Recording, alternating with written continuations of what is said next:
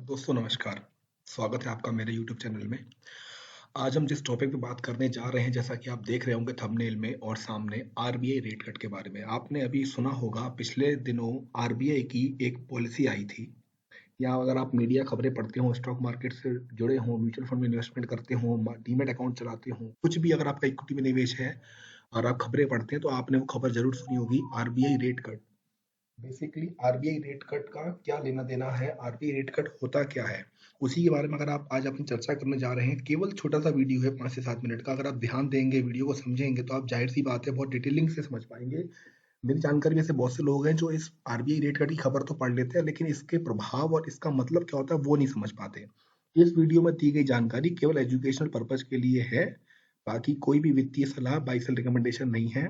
आप अपनी detail analysis खुद से कर सकते हैं। हम आगे बढ़ते हैं वीडियो में। RBI rate cut, understanding its impact on the economy. Economy माने अर्थव्यवस्था। अगर आरबीआई का रेट कट करता है तो उसका क्या प्रभाव पड़ता है इकोनॉमी पे, हम वो समझेंगे। हम आगे बढ़े।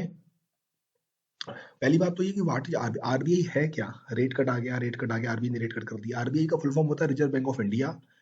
रिजर्व बैंक ऑफ इंडिया का काम क्या है, ये हमारे हिंदुस्तान में सारे बैंकों के ऊपर बैठा है। हिंदी का मतलब समझ लीजिए, मोटे तौर पे ये माई बाप है सारे बैंकों का। अगर किसी बैंक को लाइसेंस लेना है, सरकारी, प्राइवेट, गैर सरकारी, वो सारे के सारे बैंक इसी के अंडर काम करते हैं। उनकी मॉनिटरिंग आरबीआई करता है। यहाँ आप देख रहे हैं आरबीआई का काम है मॉनिटरी पॉलिसी। मॉनिटरी पॉलिसी का मतलब होता है हिंदी में मौद्रिक नीति। मौद्रिक नीति का मतलब होता है कि देश की अर्थव्यवस्था को नियंत्रित करने के लिए केंद्रीय बैंक द्वारा उठाए गए कदम। इसका मकसद आर्थिक लक्ष्यों को हासिल करना होता है। मौद्रिक नीति के जरिए ब्याज दरों, धन की आपूर्ति और ऋण की उपलब्धता को नियंत्रित किया जाता है। मोटे तौर पे किसी देश की अर्थव्यवस्था को नियंत्रित करने के लिए जो नीति बनाई जाती है, जो पॉलिसी बनाई जाती है, उसको मॉनेटरी पॉलिसी बोला जाता है। अगर कोई ये पूछता है कि आरबीआई द्वारा जारी की गई पॉलिसी को क्या कहते हैं, तो भैया उसको मॉनेटरी पॉलिसी बोलते हैं। आरबीआई जो पॉलिसी लेके आता है उसका नाम होता है मॉनेटरी पॉलिसी। इसका सीधा सा मतलब ये है कि अर्थव्यवस्था को नियंत्रण करना है। ब्याज दरें, करेंसी, रुपया, इस सब चीजों को मैनेज करके चलना है। दूसरा काम होता है करेंसी मैनेजमेंट, मतलब कितनी नकदी बाजार में है, कितनी होनी चाहिए, उस हिसाब से इस करेंसी मैनेजमेंट करता है। तीसरा बैंकिंग सुपरविजन। ये तीन प्रमुख कारण है। मॉनेटरी पॉलिसी मतलब मौद्रिक नीति बनाना, करेंसी मैनेजमेंट करना, बैंकिंग सुपरविजन करना। ये तीन मेन काम है आरबीआई के। यहाँ तक आप समझ गए होंगे आरबीआई क्या करता है। इसके बाद हम बात करें तो defining the repo rate and reverse repo rate. ये आपने बहुत खबरें सुनी होंगी कि आरबीआई ने रेट कट कर दिया, रेपो रेट कम कर दी, रिवर्स रेपो रेट या कुछ ऊपर नीचे कर दी, या रेट कट आ गया। रेपो रेट होती क्या है? The repo rate is the rate at which the RBI lends money. जिस दर पर आरबीआई उधार देता है बैंकों को, उसको रेपो रेट कहा जाता है। And the reverse repo rate is the rate banks lend to the RBI.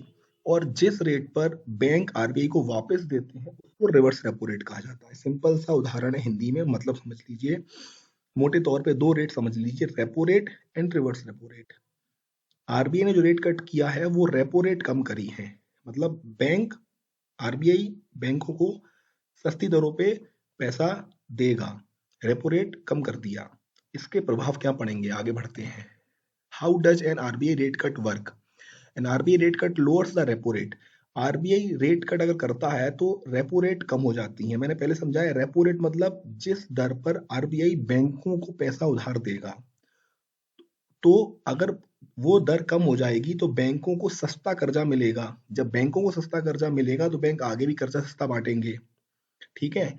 RBI ने रेट कट किया, चीपर बोरोइंग, बैंकों को सस्ता कर्जा मिलने लगा, बैंक सस्ती दर पे उधार लेने लगे और वो पैसा इकोनॉमी में आगे उधार बांटने लगे, स्पेंडिंग बढ़ गई।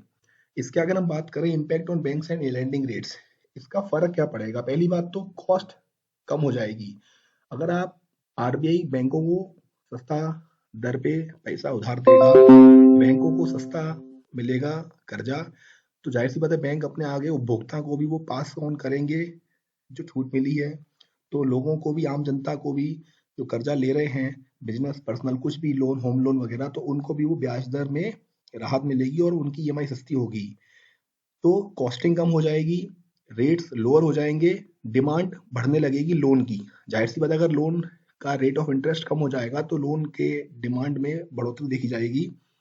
इसका फर्क, प्रभाव क्या पड़ता है? Effects on inflation and consumer spending.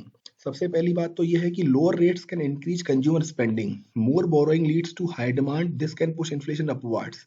मोटे तौर पे यह है कि आरबीआई ने बैंकों को सस्ती दर पे पैसा उपलब्ध कराया, बैंकों ने उसकी जो ब्याज दर में कमी थी उसको पास ऑन किया, तो जो लोग आम जनता को जो पैसा उधार मिलता था उसकी लैंडिंग रेट्स कम होने लगी, मतलब आपकी ईएमआई कम हो सकती हैं अगर आप होम लोन, कार लोन, कुछ भी वगैरह लोन ले रहे हो। तो जब लोन की दरें कम होंगी तो डिमांड बढ़ेगी, लोन की उधारी की डिमांड बढ़ेगी, बोरोइंग की डिमांड बढ़ेगी, तो फिर लोग खर्चा भी करेंगे, स्पेंडिंग बढ़ेगी। इस कारण थोड़ी सी इन्फ्लेशन ऊपर जा सकती है। जैसा कि आप देख रहे हैं, इंक्रीज स्पेंडिंग, जब खर्चा बढ़ेगा तो डिमांड बढ़ेगी, कंज्यूमर स्पेंड्स, कंज्यूमर ज्यादा खर्चा करने लगेंगे और इन्फ्लेशन यानी कि महंगाई बढ़ने लगेगी। इन सबको बैलेंस अप्रोच आरबीआई करेगा, ये आरबीआई की जिम्मेदारी होती है। Influence on investment and economic growth. इसके अलावा मैं आपको मुद्दे तौर पे लास्ट समझा दूं, इकोनॉमी बूस्ट होती है अगर आरबीआई रेपो रेट करता है तो। Lower cost, borrowing becomes cheaper, उधारी लेना सस्ती हो जाता है, बैंक को सस्ता दर पे लोन मिलता है, बैंक आगे पास ऑन करते हैं। जो आदमी को उधार लेना होता है, लोन लेना होता है, अगर वो रुका बैठा है किसी चीज की वजह से, तो अगर उसको कुछ राहत मिल रही हो, जाहिर सी बात है उसने पहले नहीं लिया, तो वो सस्ती दर पे लोन लेगा, पैसा उधार लाएगा, बिजनेस में लगाएगा, फोर व्हीलर लेगा, टू व्हीलर लेगा, डिमांड आएगी, कंजम्पशन बढ़ेगा, थोड़ी बहुत इन्फ्लेशन बढ़ सकती है। मैनेजमेंट करना आरबीआई का काम है। ये मैंने आपको इस वीडियो में जानकारी दी है, कैसी लगी आप कमेंट करके मुझे जरूर बताइएगा।